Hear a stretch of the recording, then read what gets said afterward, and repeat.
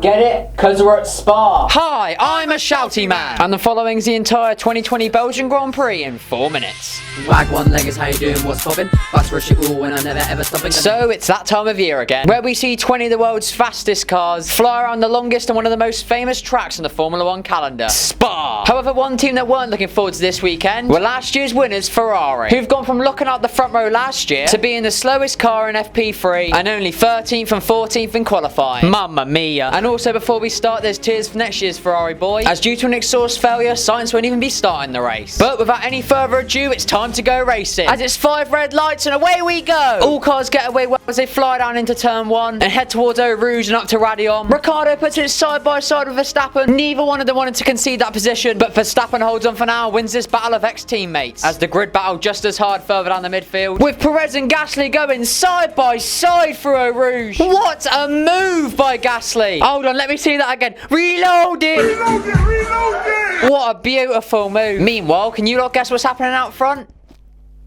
That's right, Mercedes are gone. But hold on, lads. Bottas is sort of keeping with Hamilton, setting fastest lap after fastest lap. Can he finally mount a challenge on his teammate? Of course not. Fuck's sake, Valtteri. I really want to defend you, but you make it so hard sometimes. Elsewhere down the grid, though, Leclerc is really going through it, dropping back spot after spot. After he had a great start, which got him up to 8th place, he's now sitting 12th. Mamma mia! As the laps go by, though, it looks like this race might just end up being another bore. Oh, no! Big crash! As Giovinazzi bins it into the barrier, with his detached tyre collecting Russell as he tries to avoid him. Safety car is deployed! Obviously, it's not nice they crash. It's just sort of nice to have a safety car, because it adds a bit of spice to this race. So now we see everyone dive into the pits, except Gasly and Perez, who are trying a different strategy and now sit 4th and 5th respectively on the restart. As we go back racing once again, and as expected, Hamilton's gone off the restart. Bye, Lewis! But hang on, Hamilton's saying, loss of power? Oh, yeah! Scenes! Oh, no, never mind. It's fine. He's sorted it now. Way to tease us there, Lewis. As Ricciardo then dispatches of Perez and Gasly, putting himself back amid to 4th. As the Ferraris go side by side for 13th, Perez then heads into the pits, followed a few laps later by Gasly, who then begin to work their way back up the order with the help of those fresher tyres. Back at Ferrari, though, and they've pitted Leclerc again, providing him with a 5-second pit stop. Which sounds bad, right? But what I didn't tell you earlier is that his first pit stop took 10 seconds. Mamma mia! Now, with only 6 laps to go, though, the race seems all but over, with the top 3 not having even changed once during this race. However, tyre wear is an obvious issue right now, and we've all seen what happens when Mercedes try and make their tyres last, haven't we? However, for us watching though, Max in 3rd is struggling just as much as the Mercedes.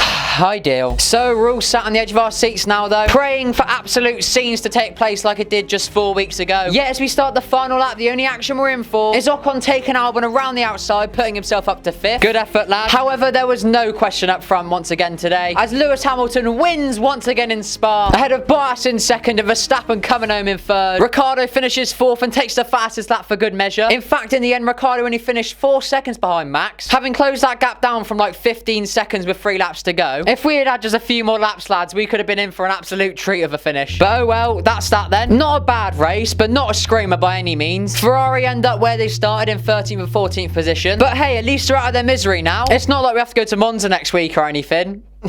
Oh, you poor Ferrari fans. But yeah, that's it. I'm Aiden. This has been Mr. NF1. Thank you very much for watching, and I'll see you again very soon.